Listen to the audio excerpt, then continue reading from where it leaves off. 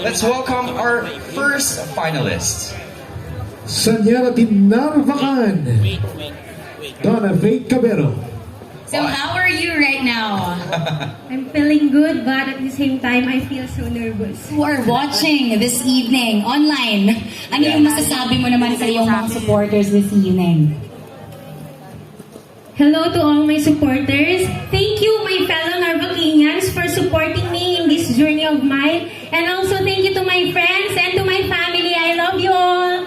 Ayan, very sincere siya sa kanyang family and even the townsfolks. Okay, eto ha, since actually ako bilang isang turista din, saan mo ako ipapasyal sa Narvacan?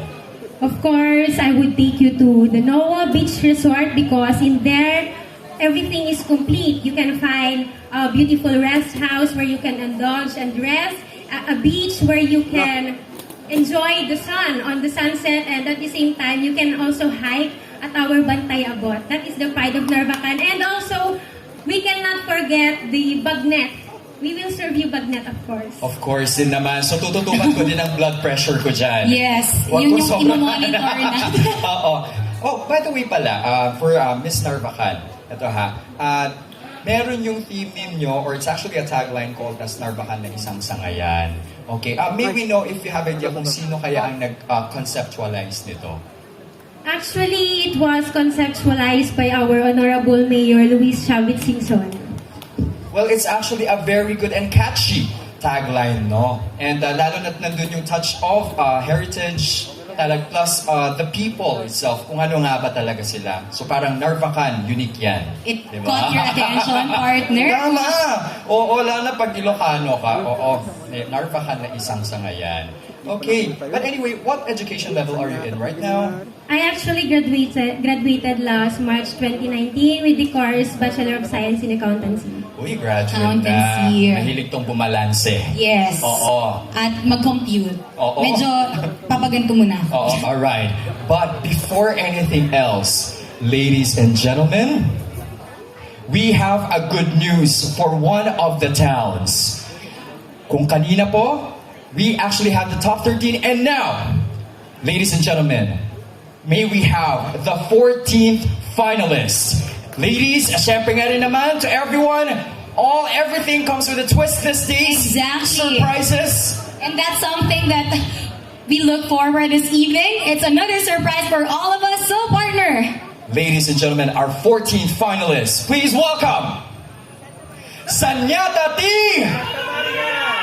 Santa Maria! And we have 14 finalists for Ayan. tonight. Napakagandang surprise to para sa town of Santa Maria. Ayan. Kaya naman, I'm sure ang ating netizens ngayon ay sunod-sunod na. Yes, yes, yes. Exactly. Like heart. And Woo! ayan, partner, we have equally beautiful and of course eloquent ladies tonight. So this is our casual interview portion. And I know that our judges are looking forward to this part, to getting to know better our candidates in this portion. That's right. Okay. I think we can now proceed. Ready na? Nice Yes, one. we are definitely ready. Okay, here you go. Okay, please pick a question.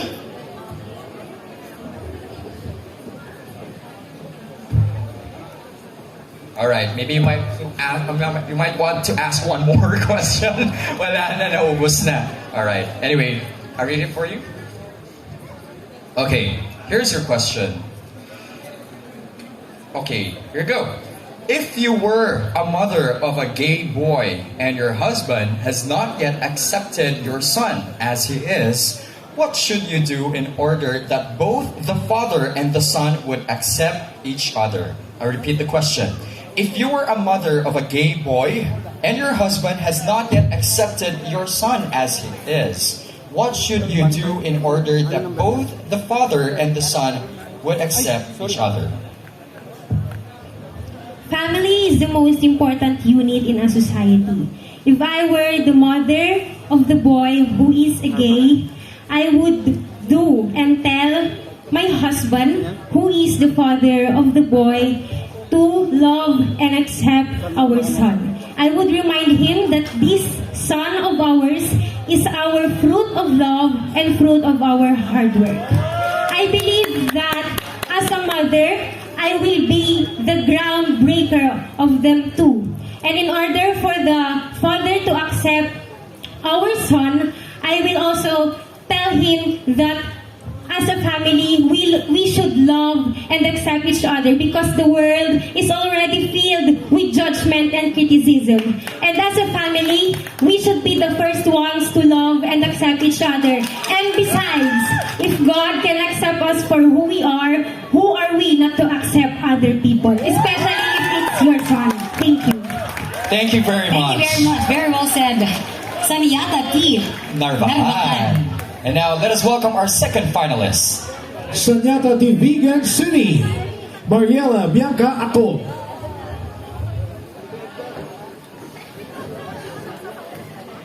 Hello, Saniata T. Vegan. How are you this evening? I'm okay naman. It's nice to know that you are okay. Kindly pick your question.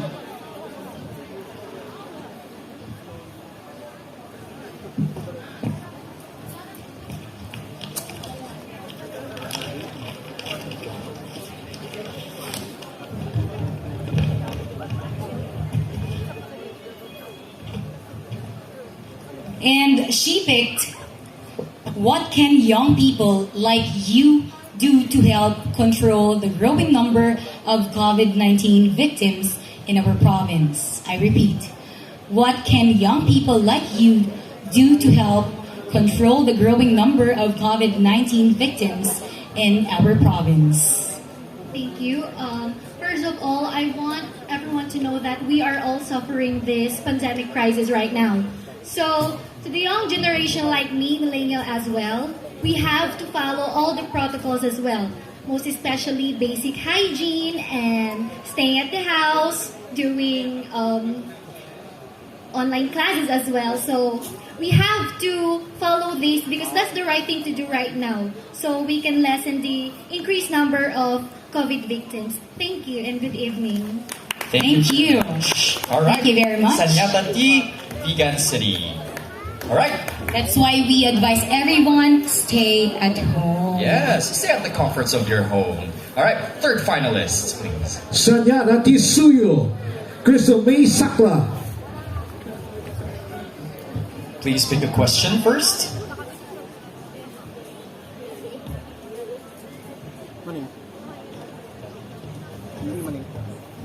Okay, you ready to answer the question?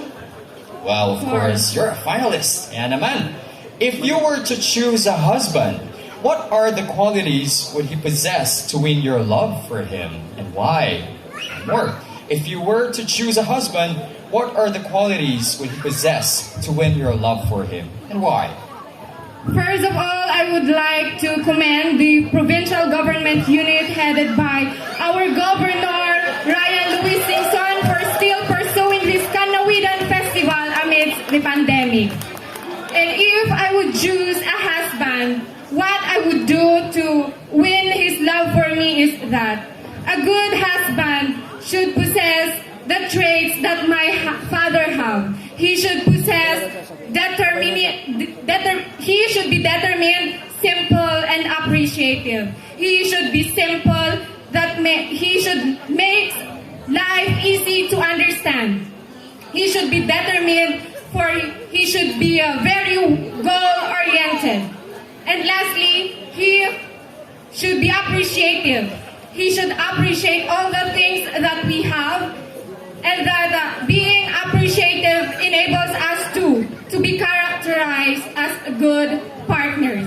And what I would do to win his love for me is that I would set as a encouragement to him. I would tell him that, and I would show him that, and I would show to him that I deserve his love, and I would respect whatever his decisions are. And I will accept whoever he is. Because at the end of the day, being and respecting each other is most important. Thank you so much. Thank you very much, Thank Saniata T. SUYO. Okay, let's welcome our fourth finalist. Saniata di San Esteban, Bernadette Keller.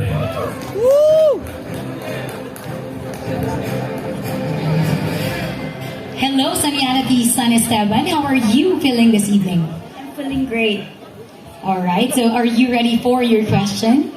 Yes. Definitely. But before that, please pick a question.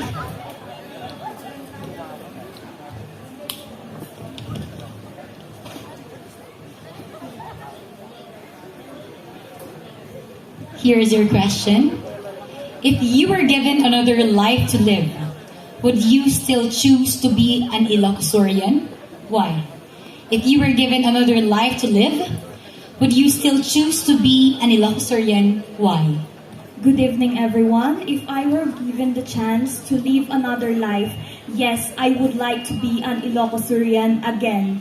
I am here tonight competing with the other contestants primarily because I am proud that I am an Ilocana, and I stand here not only as an Ilocana, but also as a concerned citizen in our society, especially nowadays that we are struggling with this pandemic. That would be all. Thank you. Thank you very much. Ladies and gentlemen, Saniata di San Esteban. Wow, thank you. Thank you. Support, dapat ganyan, Yes, di ba? Oo. And yung mga netizens natin, you are watching the casual interview of our top 14 semi-finalists. Thank you. And now, with that, let's welcome our fifth finalist. Saniata di MAGSINGAL, Nicole Kate Molina.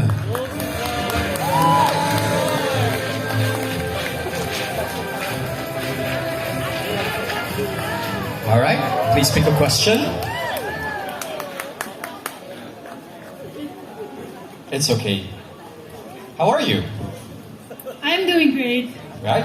Feeling great as it is. What would you like to say to your supporters? Okay, so hello, Magsingaleños! Good evening! We're here at Magsingal indeed. Ayan, kaya, woo! Ayan, I like the energy. So here is your question. Are you in favor of modular learning? Why or why not? I repeat. Are you in favor of modular learning? Why or why not? Amidst of this pandemic, we were all in the same boat struggling. So if I were to ask if I am in favor of modular learning, I would say that I am in favor. Because if that's for the children to be taught, I would be in favor of that. And I thank you. Thank you very much. Ladies and gentlemen, Saniata di Magsingal. Thank you for the short but sweet answer. Yes, very educational indeed, diba? All right, our sixth finalist, please. Saniata di Santa Lucia, Irish Jane Amado.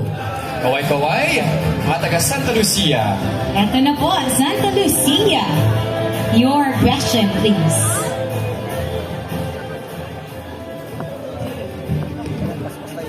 Naman, don't worry. We're both reading the questions naman, no? So, kumusta ka? I'm feeling great and thankful that I'll be included in the top 14. Ayan. So good luck. Thank you. Your question is ready. What is the essence of a real Ilocana? What is the essence of a real Ilocana? Good evening, everyone.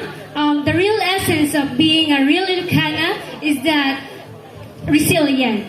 Why? Because me as an Ilocana, I believe that I stand here not just as Santa Lucians or a Ilocana, but I stand here as a concerned citizen to everyone. As a frontliner, I can also relate it to myself. Yes, I am a frontliner and I am a registered radiologic technologist by profession. And being that, the real essence of being an Ilocana is that being resilient. Why? Because despite of this pandemic that we've been through, an Ilocana should be stand strong, not just for herself, but also to the community as well. Because at the end of the day, all of us will end this war against the pandemic, and that will be all. Thank you and good evening. Thank you very much. Ayan, thank you. At syempre, mabuhay at mahubuhay din po lahat ng ating frontliners. Exactly. Palakpakan rin naman natin sila. Oo. Let's be firm. Correct. Let's be resilient. Tama. Okay. Our next finalist, please. Saniata di NAGBUKEL, Glaizo May Javier. So here she is. How are you, Saniata NAGBUKEL? I'm doing great, Mom. Okay. So kindly pick your question.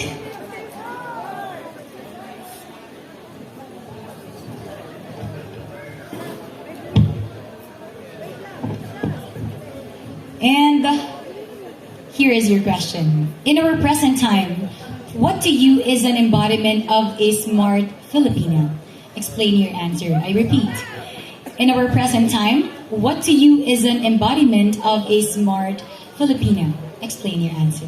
As for me, an Ilocana is that optimistic and positive person. Should take our mistakes as a downfall in our lives, but rather, we take it as a motivating factor to strive and continue harder in life. Because through these mistakes and fears in the past, will give a moral lesson in the future. And I also believe that an Ilocana is a holistic beauty, which means being beautiful physically, mentally, emotionally, and most of all, spiritually. And after all, we don't need to be phenomenal and do phenomenal things. That will be all. Thank you. Thank you very much, Saniata NAGBUKEL. Ayan. Okay. Let's call on our next finalist. Saniata SUGPON, Hazel Ann Gawan. We have here Saniata SUGPON. Saniata 22. Your question is... Alright. What 5 traits should you possess to stand out from the rest of the contestants? What 5 traits should you possess to stand out from the rest of the contestants? My difference from other candidates is being true to yourself. Because if you are true to yourself, people will believe in you. And when people believe in you, they will love you. Thank you.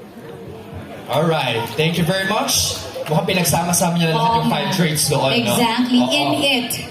Correct? Ayan. Okay, so let's proceed Correct, thank you. to our next semi-finalist.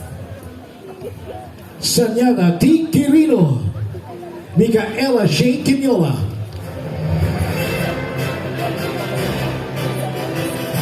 Alright, Saniata QUIRINO, please pick a question first. Yes, how are you doing this evening? I'm feeling good. And it's obvious. She answers cutely, you know. She feels really good tonight. So, this is it. Your question.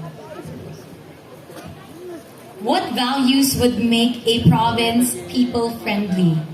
I repeat, what values make a province people-friendly? Please explain your answer. The value of people's friendly is to be true. Don't backstab your friends and be true with them. That will be all. Thank you. Thank you very much. Okay, Saniata QUIRINO. Alright, may we now have our 11th finalist. Saniata San Vicente, Applejoy Pajarillo. Applejoy Pajarillo indeed. But for that, kindly pick a question, Apple. Okay, Apple, so how are you feeling this evening? I'm feeling good. Any message to your viewers and supporters online, netizens? Good evening and thank you for supporting me. Wow. Yeah, simple yet special. Alright, here's your question. In our time, plants have captured the interest of many people. What do you think could be the reason for this? Once again, in our time, plants have captured the interest of many people. What do you think could be the reason for this? Good evening. Maybe because plants is very important.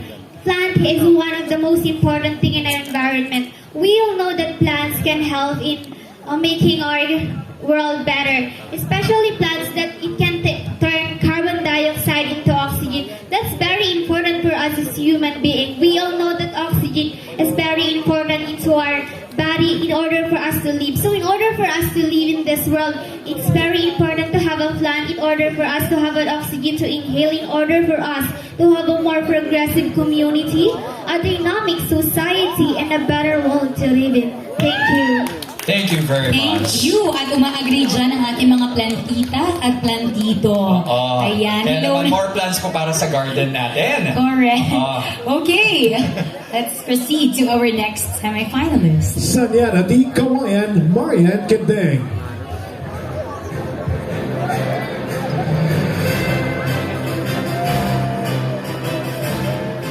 Alright.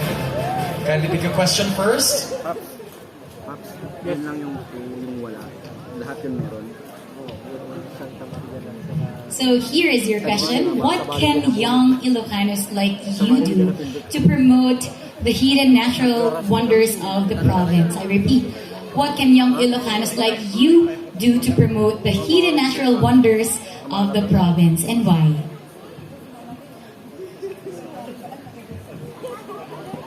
A young Ilocano like me, I can do to promote the hidden natural wonders is by going on it, exploring it, discovering it, and developing it with responsibility and self-awareness, most especially because we are facing pandemic.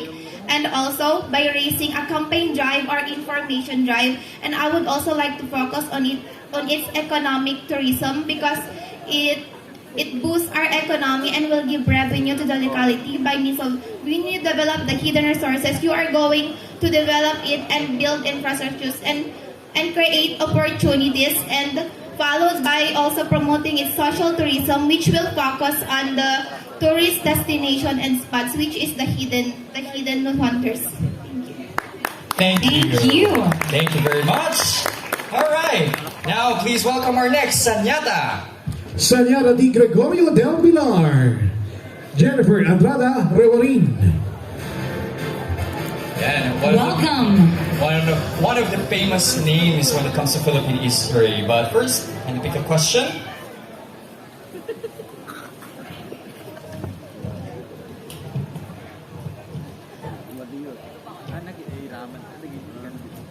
So here is a question. If you were a mother of a teenager who would like to follow your footsteps, what would you do to prepare her for the competition? I repeat, if you were a mother of a teenager who would like to follow your footsteps, what would you do to prepare her for the competition, and why?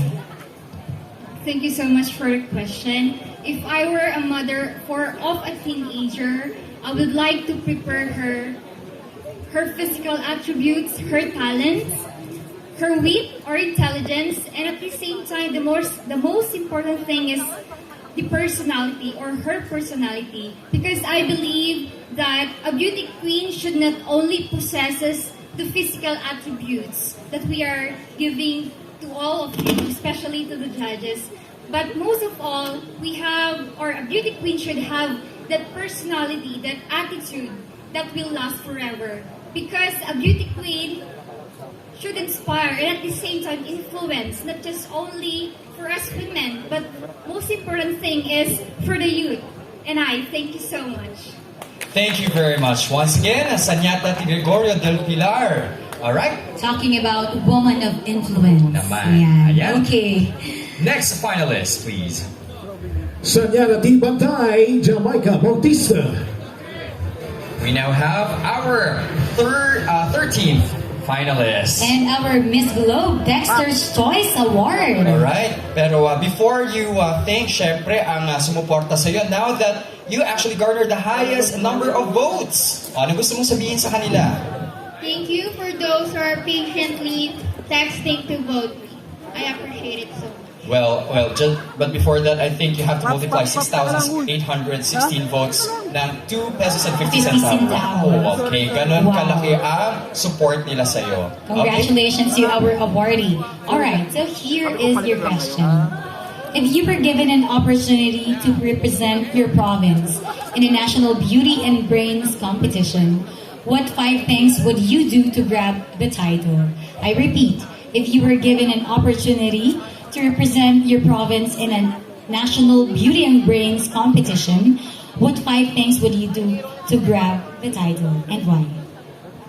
If I will be given a chance to compete in a national pageant and represent our province, it would be an honor and a privilege, where I could bring our cultures and traditions as an Ilocana, and I could widen my advocacy, which is to help the farmers as we have the mantra, elevate the load, where we release products related to farming and a part of it will be benefited to them. This is only a simple way, but joining a national pageant would be a big impact to widen my advocacy and help my mission to be a successful one. Thank you.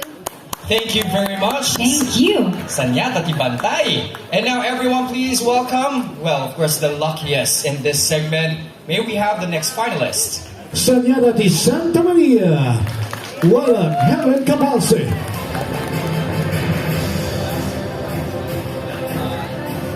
Okay, so hello, Saniata di Santa Maria. How do you feel after being the lucky 14th semifinalist? I feel blessed. Wow. Well, of course, God actually granted your wish din talaga, no? Okay, but now, here's your statement or share your statement about this. The province of Ylocos Sur will soon receive the vaccines against COVID-19. Share us your thoughts about this matter. I repeat, the province of Ylocos Sur will soon receive the vaccines against COVID-19. Share us your thoughts about this matter. Well,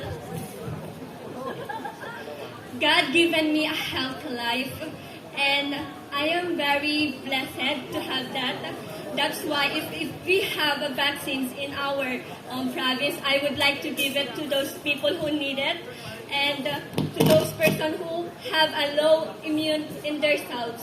And thank you so much. All right, thank you very much once again, Saniata ti Santa Maria. Ayan.